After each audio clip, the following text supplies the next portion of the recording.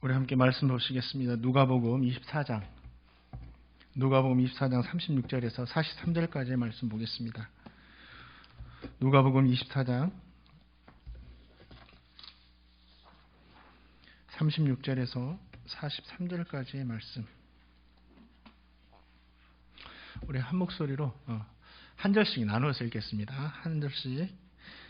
이 말을 할 때에 예수께서 친히 그들 가운데 서서 이르시되 너희에게 평강이 있을지어다 하시니,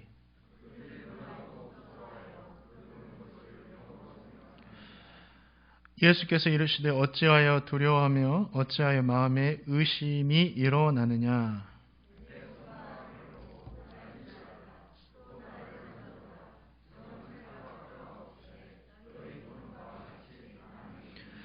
이 말씀을 하시고 손과 발을 보이시나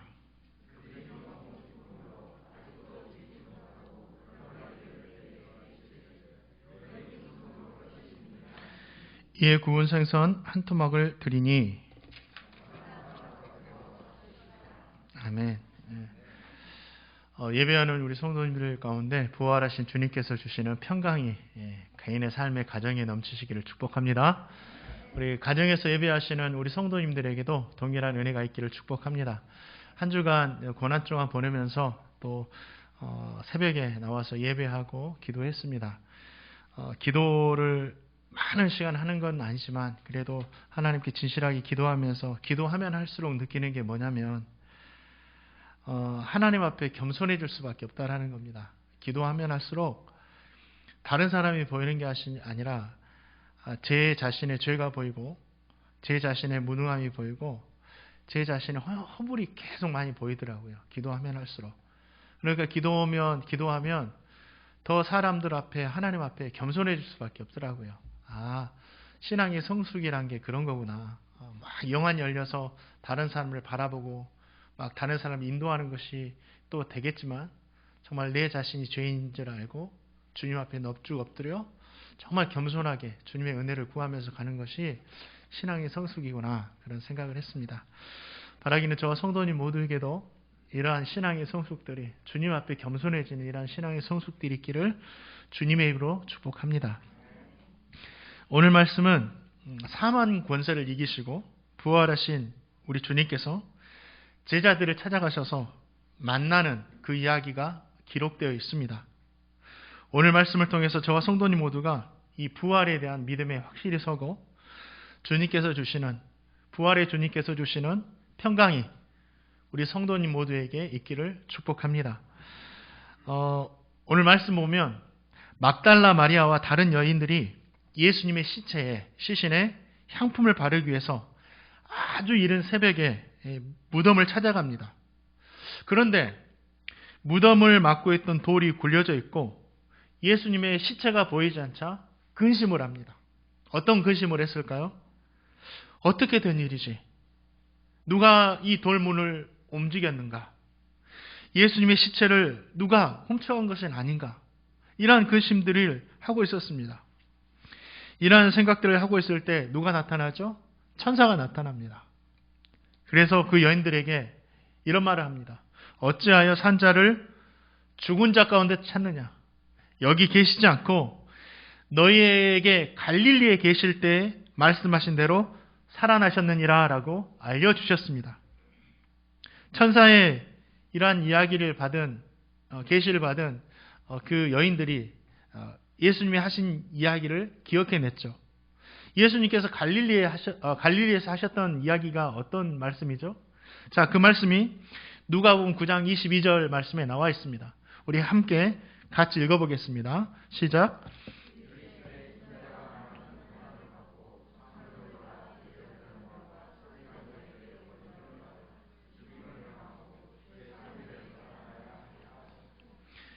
천사들의 이 말을 들은 여인들은 예수님께서 하셨던 이 부활의 말씀을 기억해냈죠. 여인들은 돌아가서 이 모든 사실을 11명의 사도와 그와 함께는 모든 사람에게 알려드렸습니다. 너무 흥분하고 기쁜 마음으로 예수님께서 우리에게 갈릴리에 계실 때 하셨던 그 말씀 그대로 부활하셨다, 살아나셨다, 천사들이 우리에게 이것을 알려줬다라고 증거를 했죠.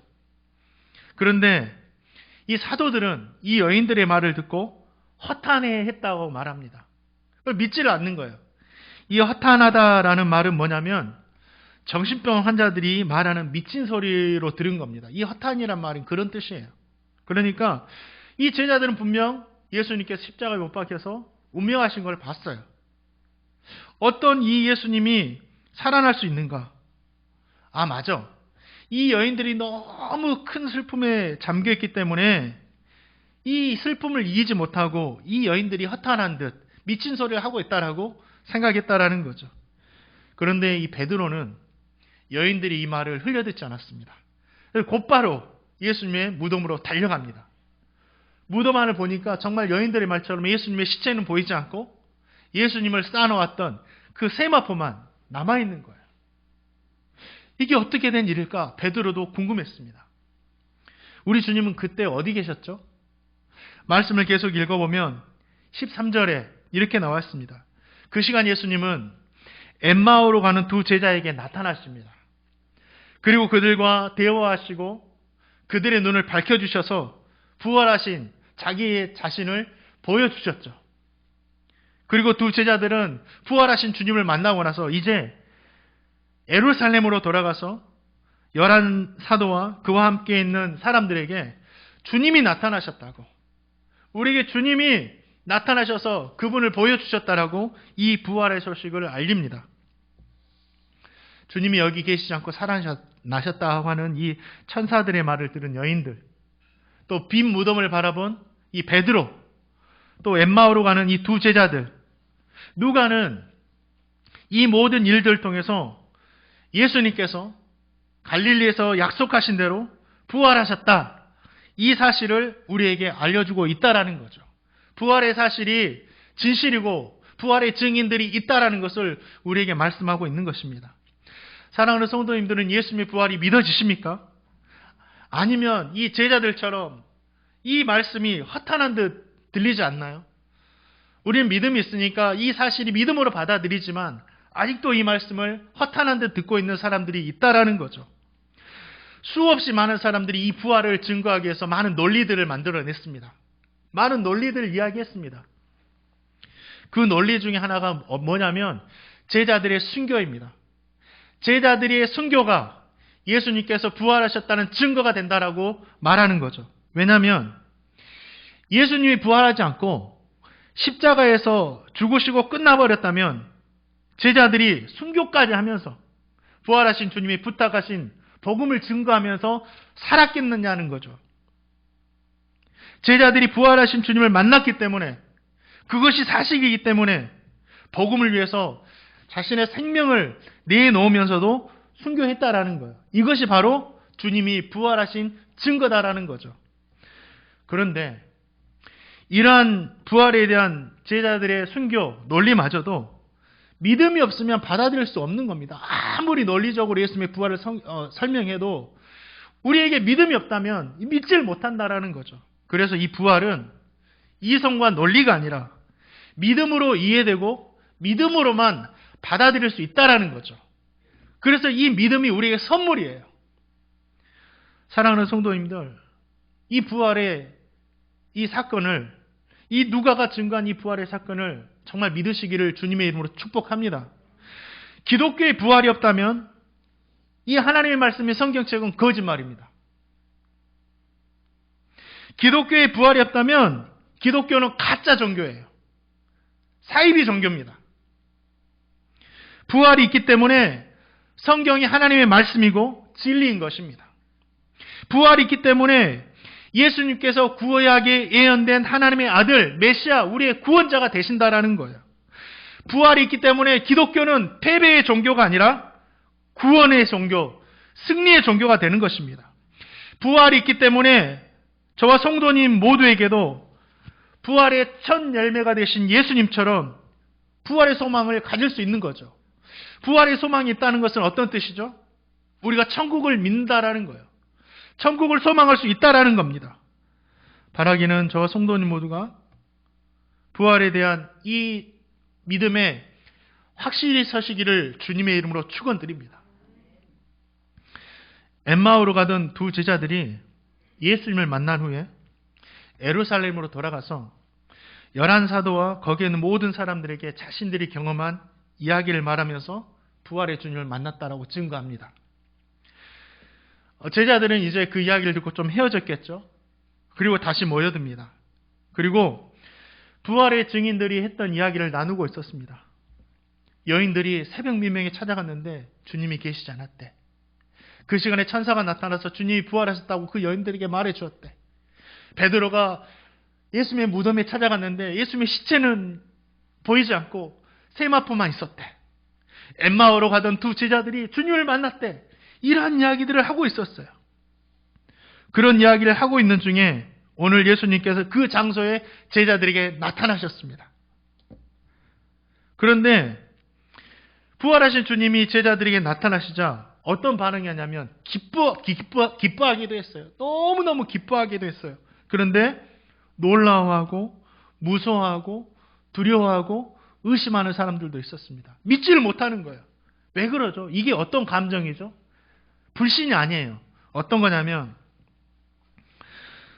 저와 성도님들에게도 정말 살아가다가 도저히 불가능한 일들이 우리에게 일어났을 때 이건 도저히 일어날 수 없는 일인데 실질적으로 내 자신한테 일어난 거예요. 그런데 그 일어난 사건임에도 불구하고 이건 기적적인 일이기 때문에 믿지를 못하는 거예요. 어떻게 나에게 이런 일이 일어날 수 있지? 놀라는 거죠. 믿지를 못하는 거예요. 기쁘기도 하지만 지금 제자들의 심정이 그런 거예요. 어떻게 주님이 부활하셔서 우리 앞에 나타나실 수가 있지? 그런데 주님께서는 놀라고 믿지 못하고 두려워하는 제자들을 책망하지 않으셨어요. 오히려 39절 말씀 보니까 내 손과 발을 보고 나인 줄 알라라고 말씀해 주십니다. 믿지 못하는 제자들에게 이 부활의 주님을 믿게 하기 위해서 확신을 주시는 거죠. 우리 주님은 그런 분이에요. 우리의 믿음의 연약함을 책망하시는 분이 아니에요. 내 손과 발을 보고 나인 줄 알라. 이 말씀은 요한복음에 보니까 도마에게 하시는 말씀입니다. 제자들 모두에게도 하시지만 도마에게 하시는 말씀이에요. 요한복음을 보면 부활하신 예수님께서 제자들에게 나타나셨을 때 무슨 이유가 있었는지 그 자리에 도마가 없었습니다. 그래서 예수님을 만난 제자들이 도마는 그 자리에 없어서 주님을 만나지 못했으니까 도마에게 우리가 부활하신 주님을 만났다라고 막 이야기하는 거예요. 그러니까 제자들이 이야기를 들은 도마가 나는 그의 손에 못자국을 보고 그의 내 손가락을 그 못자국이 넣으며 내 손을 그 옆구리에 넣어보지 않고는 믿지 않겠다라고 이야기하는 거예요. 사람들은 이 이야기를 들으면서 도마의 모습을 보고 의심하는 도마라고 이야기합니다. 그렇죠? 의심하는 도마. 그런데 이야기를 잘 읽어보세요. 도마에게 의심이 많은 것이 아니라 제자들과 같았어요. 제자들도 처음에는 어쩌죠? 여인들의 이야기를 보고 허탄한데도 믿지를 못했어요. 엠마오로 가는 제자들의 이야기를 듣고도 이해하지를 못했어요. 그런데 직접 자신들 앞에 나타나서 보니까 그제서야 완전한 믿음을 가졌다라는 거죠. 도마도 마찬가지예요. 나도 내가 예수님을 아직 만나보지 못했으니 나도 너희들처럼 십자가에 못 박혀 죽으신 예수님을 만나서 그분을 보고 그분을 만지면서 믿고 싶다라고 솔직하게 고백한 거예요. 너희들도 만나서 예수 믿었으니까 나도 예수님을 만나봐야 되겠다. 이런 고백이죠. 얼마나 솔직해요. 이 고백이 얼마나 귀합니까? 믿음이 가지를 않는데 믿는 척 하는 것보다, 그렇죠? 믿음이 가지를 않는데 그냥 제자들만 믿고 믿는 척 하는 것보다 나도 너희들처럼 예수님 만나야지 믿을 수 있다라는 이 고백이 척하는 것보다는 1000배만배 낫다라는 거죠. 얼마나 귀해요. 주님은 이 도마의 고백을 정말 귀하게 받아주셨습니다. 왜 널 믿지를 못하냐? 이렇게 증거해서 이렇게 말씀 안 하셨어요. 그러면서 어떻게 반응해 주십니까? 요한복음 20장 27절 말씀에 주님은 도마의 말을 듣고 이렇게 이야기하십니다. 함께 읽겠습니다. 시작.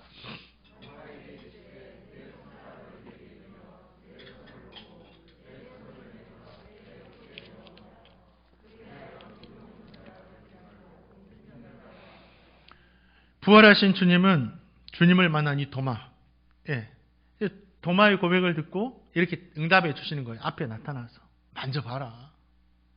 믿음 없는 자 되지 말고 그래서 믿는 자가 되라. 이 주님의 음성을 들은 이 도마가 뭐라고 고백합니까? 예수님은 나의 주인이십니다. 예수님은 나의 하나님이십니다. 이 고백을 하는 거예요. 도마가 예수님의 손의 못자국을 만졌을까요? 옆구리의 창자국도 만져보았을까요? 주님께서 한번 만져보라고 했는데 만졌을까요? 성경에 나와 있지 않아요. 그가 만졌는지 만지지 않았는지, 단순히 보기만 했는지 이렇게 나오지 않습니다. 그런데 중요한 것은 부활하신 주님을 보고 주님을 만나고 도마에게 믿음이 생겼다라는 거죠. 확실한 믿음. 아마도 도마는 다른 어떤 그 제자들보다 더 견고한 믿음이 생겼을 거예요. 왜입니까? 부활의 주님을 직접 보고 만지면서 체험하면서 그 믿음이 생겼기 때문이죠. 이러한 도마를 보면서 저는 너무 부러워요. 그냥 의심하는 도마라고 뭐라 할 게 아니라 저도 그렇게 되고 싶어요. 얼마나 뜨거운 체험일까요? 그렇죠? 주님은 도마에게 체험을 통해서 믿음을 주신 후에 이렇게 말씀하십니다. 너는 나를 보는 거로 믿느냐? 그런데 나를 보지 못하고 믿는 자들은 복되도다.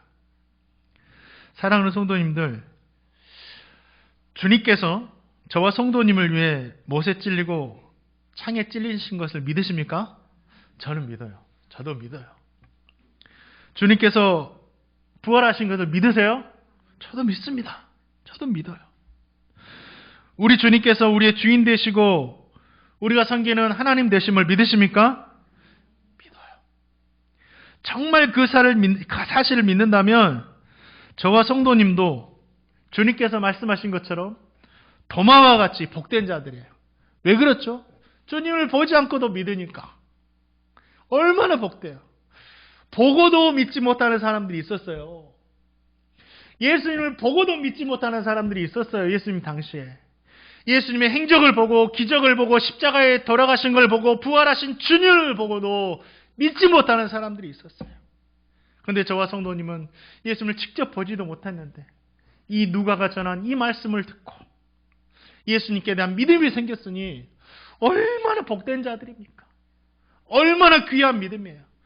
보고 믿는 것보다 보지 않고 믿는다는 것이 더 복된 자들이에요. 저와 성도님이 그래서 도마보다 어쩌면 더 복된 자들이에요. 그래서 도마를 부러워할 것이 아니라 스스로를 부러워하세요. 야, 내가 복된 사람이구나. 내가 복된 사람이구나. 우리 성도님들, 옆에 있는 우리 성도님들과 한번 인사했으면 좋겠습니다. 당신이 부럽습니다. 시작. 그래요. 우리 복된 자들이에요. 사랑하는 성도님들, 믿음이 연약하신가요? 저도 믿음이 연약해요. 목사라는 그 직함이 믿음 있게 보이지만 얼마나 믿음이 연약한지 모릅니다. 주님께 대한 믿음 갖기를 원하세요? 그러면 믿음 있는 척하면 안 돼요. 도마와 같이 주님께 솔직하게 고백하면 됩니다. 기도하면 됩니다. 주님, 저에도 믿고 싶어요. 저에게 믿음을 주세요. 저에게도 체험신앙을 허락해 주세요. 주님, 우리의 마음의 중심을 아세요. 이게 진짜 의심해서 그러는지 정말 믿고 싶어서 그러는지. 우리 중심의 심령 가운데 도마와 같은 그 간절한 마음이 있다면 우리 주님께서는 반드시 가장 귀하게 응답해 주실 줄 믿습니다. 그래서 도마에게 주신 믿음보다 더 강력한 믿음을 주실 거예요. 저와 성도님 모두가 부활에 대한 확실한 믿음 안에 서시기를 주님의 이름으로 축원드립니다. 우리 말씀 누가복음 24장 36절 말씀 한번 같이 읽어보겠습니다. 읽겠습니다. 시작.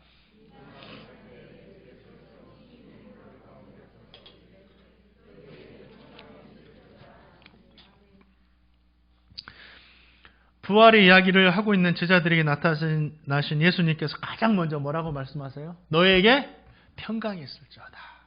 아멘. 너에게 평강이 있을지어다. 이 말씀을 읽으면서 너무 가슴이 뜨거워졌습니다. 그래요, 주님. 상황이 좋아서 평강을 누리는 것이 아니라 주님이 계시기 때문에 평강을 누릴 수 있네요. 이게 신앙인 것 같아요. 우리는 주님이 계시기 때문에 평강을 누릴 수 있는 줄 믿습니다. 이사야 9장 6절 말씀해 보니까 주님은 평강의 왕이시라고 우리에게 말씀했어요. 평강의 왕으로 오셨어요. 누가복음 2장 14절에서도 천사들이 아기 예수님이 탄생하시자 뭐라고 말합니까? 평강의 왕이라고 찬송을 드리고 있어요. 우리 주님은 평강의 왕이시고 우리에게 평강 주시는 분이세요. 주님께서 말씀하시는 평강이 있을지어다. 이 말은 당시에 그냥 일반적으로 널리 사용됐던 말이래요. 샬롬, 평안. 이 일반적인 인사였대요. 이 일반적인 의미에서 주님께서 말씀하신 이 평강이 뭐냐면 이 국가, 나라가 평온한 상태를 말합니다. 나라가 평온한 상태. 그리고 개인들 간, 사람들 간의 화목한 상태가 평강의 상태래요. 또 안전하게 살아가는 것, 번영을 누리는 것도 이 평강의 의미가 있습니다. 저는 이 말씀을 읽으면서 잠시 축복을 했어요. 우리 주님께서 평강을 주시는 분인데 이 부활의 주님께서 이 나라 민족 가운데 어떤 평강을 주실까? 코로나로 신음하고 있는 이 대한민국과 모든 국민들에게 이 평강이 있기를 축복합니다. 코로나도 힘든 중에도 온 나라의 국민들 모두가 안전하게 살고 계속해서 번영을 누리기를 또 축복합니다. 그리고 특별히 우리 사랑하는 행복누리교회 성도님의 가정과 삶에도 평강이 있기를 축복합니다. 하는 일들, 자녀들에게도 평강이 있기를 축복합니다. 이게 주님께서 말씀하신 일반적인 평강의 의미였어요. 그런데 주님은 단순히 드러나는 이러한 평강만을 주시는 분이 아니에요. 주님께서 평강이 있을지어다 이 말씀을 하심으로 말미암아 정말 이 평강이 무엇인지, 이 평강을 외치는 이유가 무엇인지를 우리에게 알려주시는 거죠.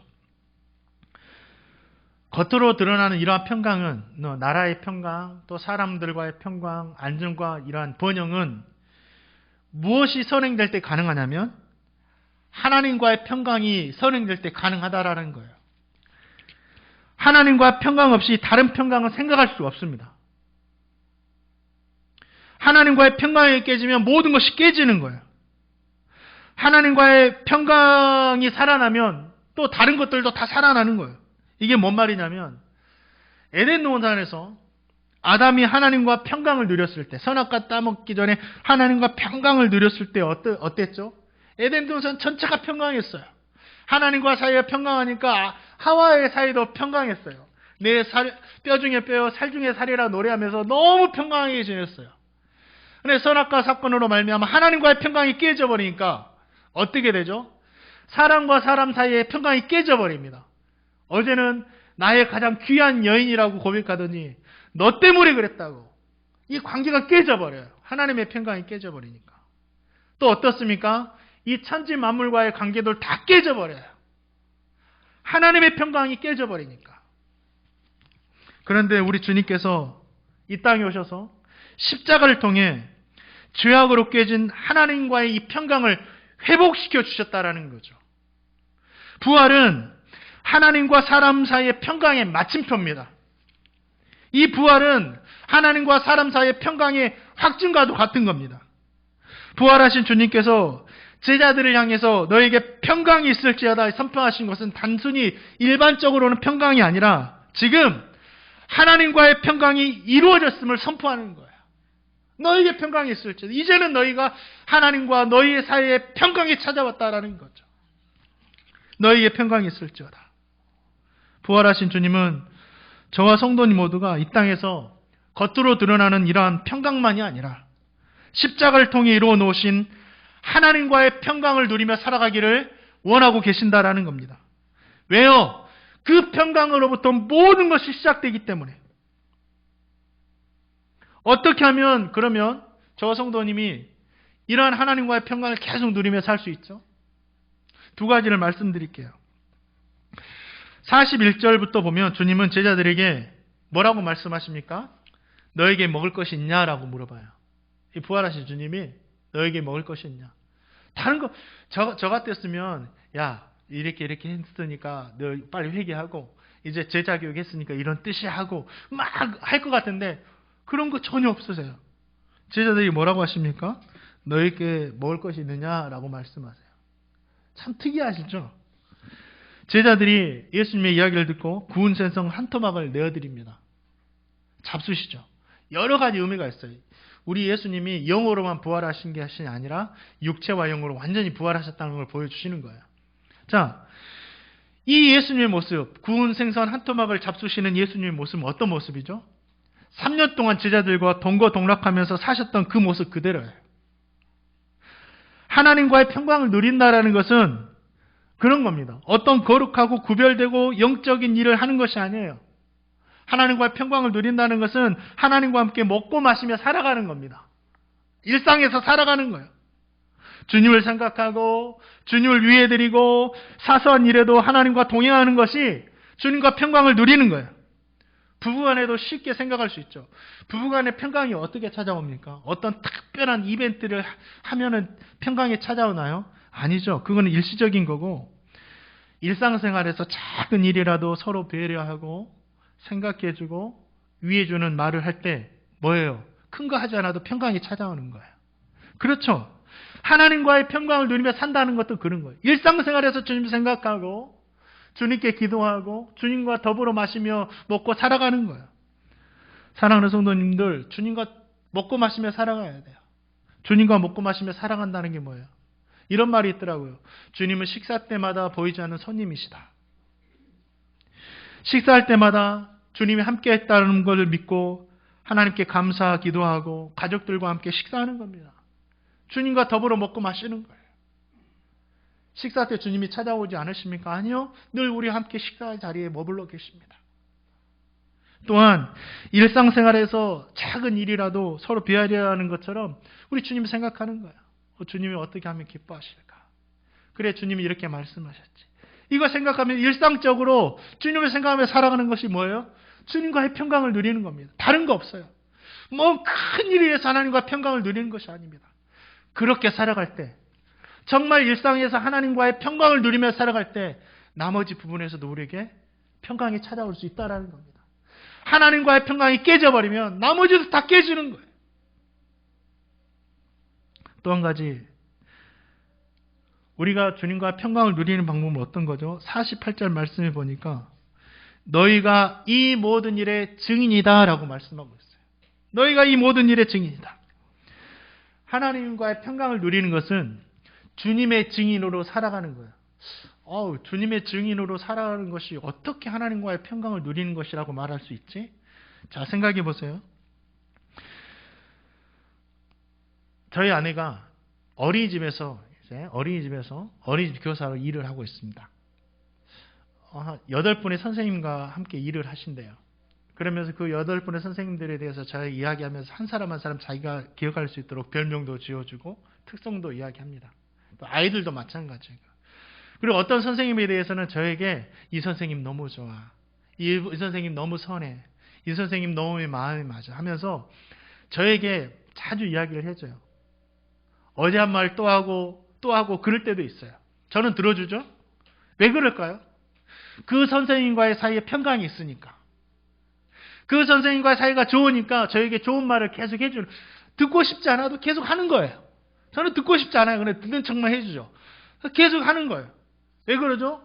둘 사이에 너무 좋으니까. 평강이 있으니까 하지 말라 해도 그 선생님에 대해서 이야기해 주는 겁니다. 그뿐 아니라 저희 아내가 또 한 가지 메인 사역을 하고 있죠. 이거는 부사역이고 메인 사역이 있어요.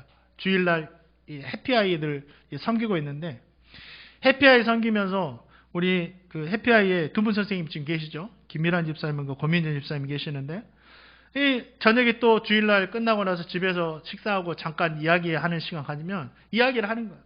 어떤 아이가 어떻고 너무 좋아. 이 아이들 이야기하면서 다 너무 좋아 이야기하고 고민정 선생님 너무 좋고 또 김미란 선생님 너무 좋고 쫙 이야기하는 거예요. 왜 그렇죠? 이 사이에 평강이 있으니까. 사이가 좋으니까. 그런 겁니다. 평강이 있는 관계가 되면 이야기하지 말라기도 계속 이야기하는 거예요. 하나님과의 관계, 하나님과의 사이에서 평강이 오면 어떻게 될까요? 똑같은 거예요. 하나님 너무 좋아. 하나님에 대해서 계속 이야기하는 겁니다. 하나님에 대해서 자랑하게 되었습니다. 그래서 주님을 증거하며 사는 것이 하나님과의 평강을 누리며 산다라는 증거예요. 하나님이 이렇게 하셨어요. 너무너무 좋은 거예요. 사랑하는 성도님들, 너에게 평강이 있을지어다. 하나님과의 평강이 있기를 축복합니다. 그래서 주님 오시는 그날까지 계속해서 주님을 증거하고 자랑하며 살아갈 수 있는 저와 행복누리교회 성도님 되시기를 주님의 이름으로 축원드립니다. 말씀을 맺습니다. 우리 주님 사망 권세를 이기고 부활하셨습니다. 그래서 성경은 진짜고 예수님이 우리의 구원자시고 우리의 구원과 천국은 확실한 거예요. 혹시라도 믿음이 없다면 믿음 있는 척 할 필요 없어요. 저도 믿음이 별로 없어요. 생각해 보니까. 도마와 같이 하나님 나에게 은혜 베푸셔서 믿음 달라고. 그래서 확실한 믿음 가운데 살게 해달라고 기도하세요. 우리 주님은 분명히 그 기도에 응답해 주셔서 굳건하게 믿음으로 세워주실 줄 믿습니다. 부활하신 주님은 우리에게 무엇 주신다고요? 평강 주시는 분이세요. 평강 주시는 분이세요. 하나님과 우리를 화목하게 해주시는 분이십니다.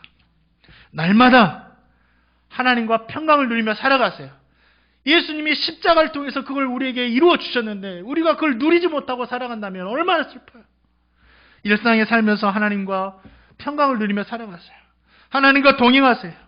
그리고 평강 주시는 예수님, 너무 관계가 좋으니까 사람들에게 우리 주님 이야기하면서 주님을 증거하면서 주님의 증인으로 살아가시는 저와 성도님 되시기를 주님의 이름으로 축원드립니다.